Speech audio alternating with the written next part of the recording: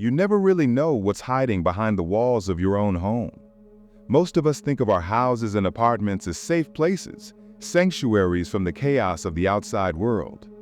But sometimes, the very place you trust the most can turn against you. Sometimes, the only way to survive is to leave everything behind and never look back. This is the story of how I learned that lesson the hard way, and why I'll never ignore my instincts again.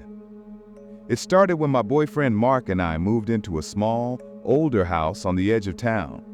We'd been together for 3 years and finally decided to take the plunge and get our own place. The house wasn't anything fancy, but it had a certain charm. Creaky floors, old wooden doors, and a big backyard. The kind of place you could imagine raising a family in, or at least building a life together. The landlord seemed eager to rent it out, and we signed the lease after just one visit. Looking back, maybe we should have asked more questions, but we were young and excited, and the price was right. The first few weeks were uneventful. We spent our evenings unpacking, painting, and making the place feel like home. Mark worked long hours at his new job, and I was finishing up my last semester of college, so we were both busy and tired most nights. But after about a month, I started noticing little things that didn't add up. At first, it was just small stuff. Food missing from the fridge, lights left on that I was sure I'd turned off, the back door unlocked when I knew I'd locked it. I blamed Mark and he blamed me. We laughed it off thinking we were just forgetful or stressed from the move. But then, things started to escalate. One night, I woke up around 2 a.m. to the sound of footsteps above our bedroom. The house only had one floor, but there was a small attic space above us, accessible by a pull-down ladder in the hallway. I nudged Mark awake and whispered, "Do you hear that?" He listened, and sure enough, we both heard slow, deliberate footsteps moving across the ceiling. Mark tried to reassure me, saying it was probably just a raccoon or a squirrel that had gotten in. But the footsteps were too heavy, too human. We lay there, frozen, listening as the steps moved from one end of the attic to the other, then stopped directly above our bed.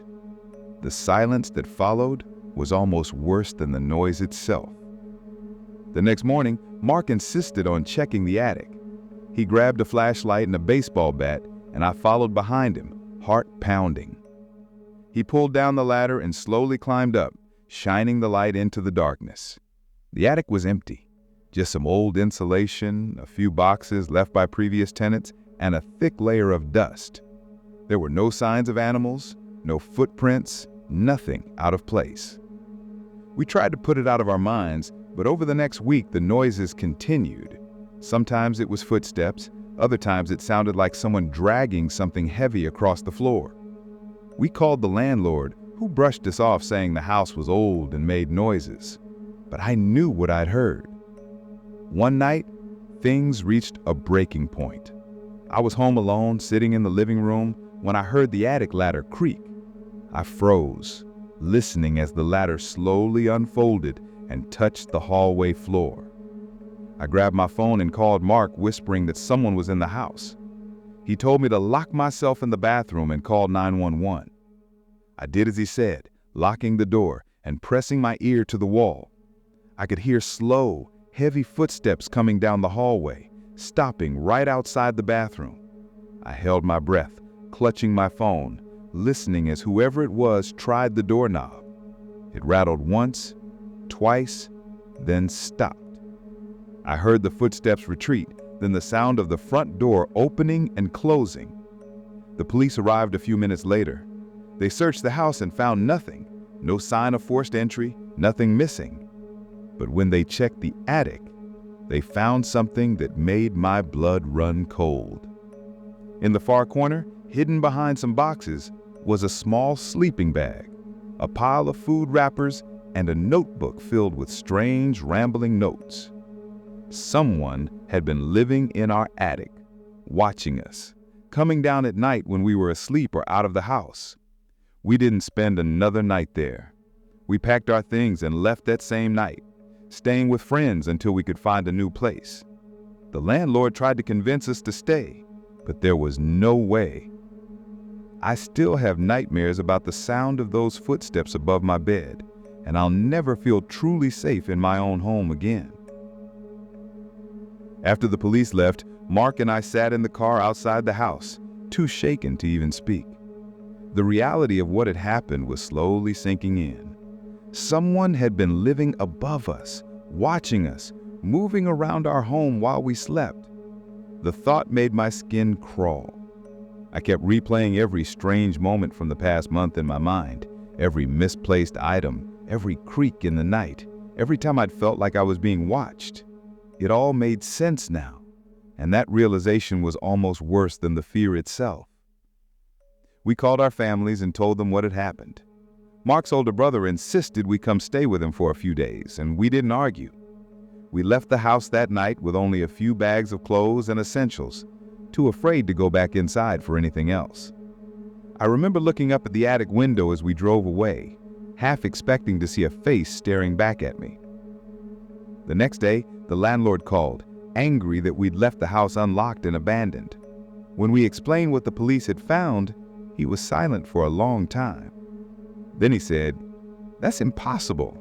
No one could have gotten in there. The attic doesn't even have an outside entrance." But the evidence was there. The sleeping bag, the wrappers, the notebook. Someone had been there, and they'd been there for a while. Mark and I tried to move on, but the experience haunted us. I started having nightmares, dreams where I'd wake up to find someone standing at the foot of my bed, or where I'd hear footsteps above me, getting closer and closer. I'd wake up in a cold sweat, heart racing, convinced that someone was still watching me. A few weeks later, we got a call from the police. They'd managed to lift some fingerprints from the attic and match them to a man who had been reported missing by his family months earlier. He had a history of mental illness and had been living on the streets before disappearing. The police believed he'd broken into the house while it was vacant and started living in the attic, coming down only when he thought it was safe. They never found him, but at least we had some answers. Still, the damage was done.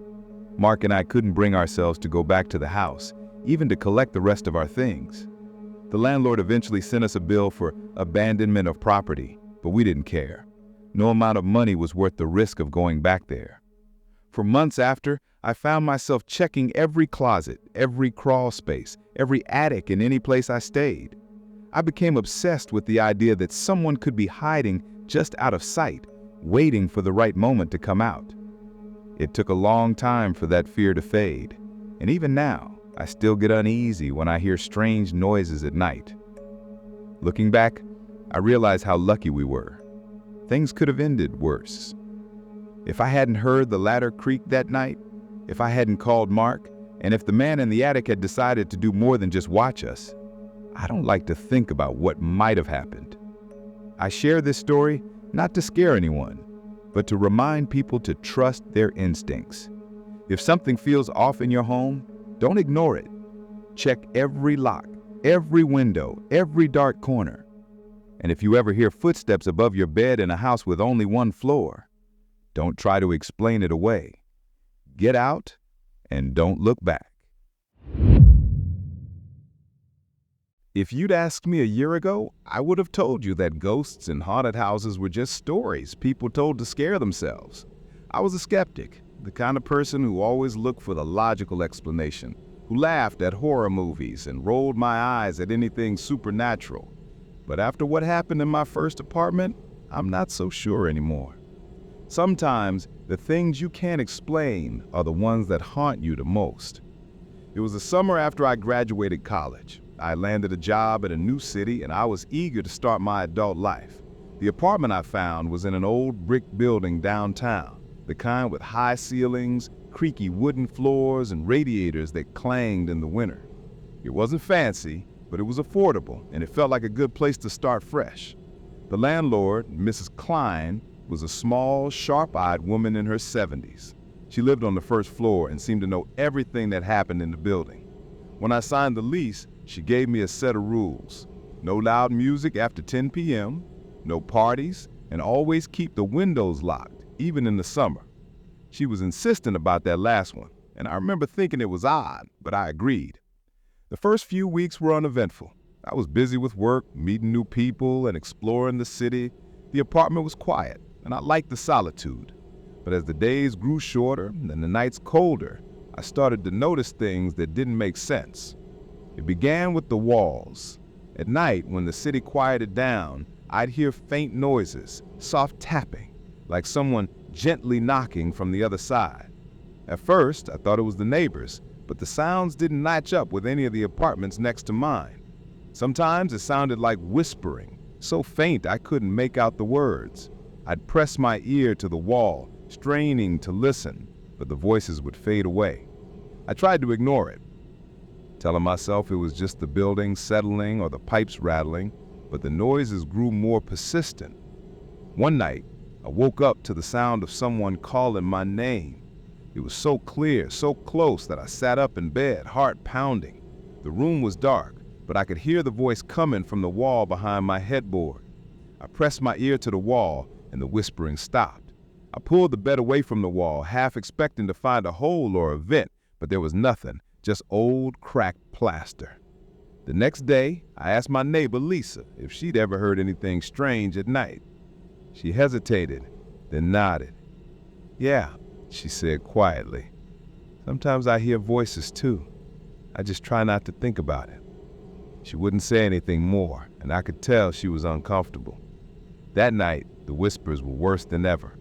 I lay in bed, staring at the ceiling, listening as the voices grew louder, more urgent. I could hear my name over and over, mixed with other words I couldn't understand.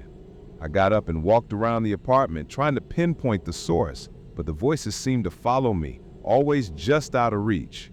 I started to notice other things too. Objects would move on their own. My keys, my wallet, even my shoes. I'd find them in strange places like the bathroom sink or the top of the fridge. Once, I came home to find all the kitchen cabinets open, even though I was sure I'd closed them before leaving for work. I called Mrs. Klein and told her what was happening. She was silent for a long moment and then said, "You should probably find another place to live, Daniel. That apartment, it's not right." She wouldn't explain, and when I pressed her, she hung up. That night, I decided I couldn't take it anymore. I started packing my things, planning to stay with a friend until I could find a new apartment. As I was packing, the whispers grew louder, filling the entire apartment. I could hear footsteps in the hallway, but when I looked through the peephole, no one was there. I grabbed my bags and headed for the door, but as I reached for the doorknob, I felt a cold hand on my shoulder. I spun around, but the apartment was empty. The whisper stopped, replaced by a deep, guttural voice that seemed to come from everywhere at once. "Don't leave." I didn't care. I ran out of the apartment, down the stairs and into the street. I didn't stop until I was blocks away, gasping for breath. I called my friend and begged him to let me stay the night. The next day, I went back with a group of friends to get the rest of my things. The apartment felt different, colder, darker, as if whatever was there knew I was leaving for good. I never went back. I broke my lease, lost my deposit, and moved into a new place across town. I still don't know what was in those walls or why it wanted me to stay. Sometimes, late at night, I think I can still hear those whispers just at the edge of my hearing. I don't know if it's my imagination or if something followed me. All I know is that I'll never ignore strange noises in the night again. But that's not the end of the story. There's more. Things I learned after I left. Things that made me realize just how lucky I was to get out when I did. A few weeks after moving out, I ran into Lisa at a coffee shop. She looked tired, her eyes shadowed, and she seemed nervous, glancing over her shoulder as if expecting someone to appear. We talked for a while, and I finally asked her what she knew about the apartment. Lisa hesitated, then leaned in and whispered, "You're not the first person to leave in the middle of the night. That apartment, it's always been strange. People hear things, see things. Some people say it's haunted, but I think it's something worse, something that wants to keep you there." She told me about a previous tenant, a young woman who'd moved in a year before me. She'd lasted only a few months before leaving suddenly, refusing to talk about what happened. After she left, the apartment sat empty for a while. Mrs. Klein tried to rent it out, but people would come for a tour and leave without saying a word. I started to wonder if the building itself was cursed, or if something had happened there long ago that left a stain on the place. I did some research at the local library, digging through old newspapers and property records. I found a story from the 1950s about a man who had disappeared from the building, leaving all his belongings behind. The article mentioned that neighbors had heard strange noises coming from his apartment in the weeks before he vanished. The police never found him, and the case never got solved. The more I learned, the more I realized that my experience wasn't unique. The building had a history of tenants leaving suddenly, breaking their leases, and refusing to talk about why. Some people claim to have seen shadowy figures in the hallways, or to have heard voices whispering their names at night. Others reported objects moving on their own, or feeling cold hands touch them in the dark. The stories were all different, but they shared one thing in common. Everyone who experienced them left as quickly as they could. I tried to put the whole thing behind me, but it wasn't easy. I started having nightmares, dreams where I was trapped in the apartment, unable to leave, the walls closing in around me. I'd wake up in a cold sweat, heart racing, convinced that something was watching me. I became obsessed with the idea that whatever was in that apartment might have followed me to my new place. I started hearing faint whispers at night, just at the edge of my hearing, and sometimes I'd find objects move from where I'd left them. I tried to rationalize it, telling myself it was just stress or my imagination playing tricks on me. But deep down, I knew the truth. Some places are just wrong, and the only way to escape is to leave everything behind and never look back. I never went back to the old building, and I never spoke to Mrs. Klein. I heard from Lisa a few months later. She'd moved out too, after waking up one night to find her bedroom door open and a cold breeze blowing through the apartment. My story is a reminder that not all haunted places look the part. Sometimes the scariest things are hidden behind ordinary walls, waiting for the right moment to make themselves known. If you ever find yourself in a place that feels wrong, trust your instincts. Don't wait for an explanation. Sometimes the only way to stay safe is to move out overnight and never look back.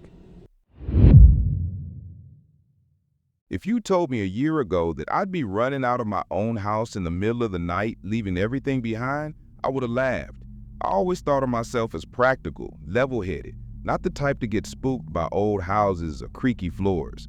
But what happened to my family and me changed all of that. Some places just aren't meant to be lived in, and sometimes the only way to survive is to leave. It started when my parents bought an old Victorian house in a quiet, rural town. The house was beautiful, but it needed some repairs, and my parents saw it as a project, a place to settle down and make our own. My younger brother Tyler and I were both in high school, and while we weren't thrilled about moving away from our friends, the house itself was impressive. It had 3 stories, a wraparound porch, and a huge backyard. But there was one thing about the house that always felt off: a small, locked room on the 3rd floor. The door to the room was old and heavy, with a tarnished brass handle and a keyhole that looked like it hadn't been used in decades. My parents told us the previous owners had lost the key and that the room was probably just used for storage. But Tyler and I were curious. We'd press our ears to the door, trying to hear what was inside, but all we ever heard was silence. For the first few months, life in the new house was normal. We got used to the creaks and groans of the old wood, the way the wind rattled the windows at night. But then strange things started happening. It began with small noises, soft thumps and scratches coming from the 3rd floor, always late at night. Sometimes I wake up to the sound of footsteps pacing back and forth above my room, even though no one was supposed to be up there. One night, Tyler came into my room looking pale and shaken. He said he heard someone whispering his name from behind the locked door. I tried to reassure him, telling him it was just his imagination, but I could see the fear in his eyes. After that, we both started avoiding the 3rd floor at night. Things escalated quickly. One evening, while our parents were out, Tyler and I were watching TV in the living room when we heard a loud bang from upstairs. It sounded like something heavy had fallen over. We looked at each other, unsure of what to do. I grabbed a flashlight, and together we crept up the stairs, our hearts pounding. When we reached the third floor, we saw that the door to the locked room was slightly ajar. That was impossible. The door had always been locked, and we didn't have a key. I pushed the door open, and the flashlight beam revealed a small, dusty room with a single window. In the center of the room was an old wooden trunk, its lid open. The air was cold, and I felt a chill run down my spine. Tyler stepped inside, and as soon as he did, the door slammed shut behind us. We both screamed and tried to open the door, but it wouldn't budge. The room grew colder, and I could see my breath in the air. Suddenly, the trunk began to rattle, as if something inside was trying to get out. We backed away, terrified, as the lid of the trunk slowly creaked open. A dark, shadowy figure began to rise from inside, its form shifting and writhing as if made of smoke. It had no face, but I could feel its eyes on us, cold and hateful. The room filled with a low, guttural whisper, a language I couldn't understand. Tyler was crying, and I grabbed his hand, pulling him toward the door. I pounded on it with my fist, screaming for help. The shadow moved closer, reaching out with long, claw-like fingers. Just as it was about to touch us, the door flew open and we tumbled out into the hallway. We didn't stop to look back. We ran down the stairs, out the front door, and into the street. We called our parents from a neighbor's house, too scared to go back inside. When our parents returned, they searched the house from top to bottom but found nothing unusual. The locked room was once again sealed tight, as if it had never been opened. We refused to stay another night in that house. My parents tried to convince us it was just a bad dream, but we knew what we'd seen. We packed our things and left that night, moving in with my aunt until my parents could sell the house. They never found the key to that room, and the new owners eventually had the door removed and the room sealed off for good. To this day, I don't know what was in that trunk or why it chose us. All I know is some doors are better left unopened, and some houses are better left behind. But the story didn't end there. Even after we left, the house seemed to follow us. Tyler started having nightmares. He'd wake up screaming, convinced that the shadow from the trunk was standing at the foot of his bed. I started seeing things out of the corner of my eye, dark shapes that would vanish when I turned to look. My parents tried to reassure us, but I could tell they were shaken too. My mom started sleeping with the lights on, and my dad became obsessed with checking the locks every night. One afternoon, a few weeks after we moved in with my aunt, Tyler came running into the kitchen, pale and shaken. He said he'd seen the shadow in the backyard, standing by the fence, watching the house. I went outside to look, but there was nothing there, just the wind rustling the trees. But that night, I heard footsteps outside my window, slow and deliberate, like someone pacing back and forth. I lay in bed, frozen, listening as the footsteps moved away, then stopped. I never saw anything, but I knew it was there. We tried to move on, but the fear never really left us. My parents eventually sold the house, but they never told the new owners about what had happened. I sometimes wonder if they've seen the shadow, if they've heard the whispers, if they found the trunk. I hope, for their sake, that they haven't. Years have passed, but I still think about that house. I still have nightmares about the locked room, about the shadow rising from the trunk, about the feeling of being watched. I don't know if I'll ever feel truly safe again. But I do know one thing. If you ever find yourself in a house with a locked room, don't try to open it. Some secrets are better left alone. I've told this story to a few people over the years, and most of them don't believe me. They say it sounds like something out of a horror movie or that I must have imagined it. But I know what I saw, and I know what Tyler saw. We both remember the cold, the fear, the feeling of being trapped.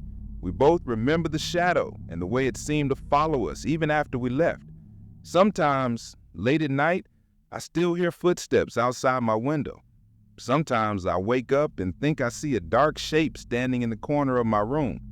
I tell myself it's just my imagination, but deep down, I know the truth. Some things never really go away. If you ever find yourself in a house that feels wrong, trust your instincts. Don't wait for an explanation. Sometimes, the only way to stay safe is to leave everything behind and never look back.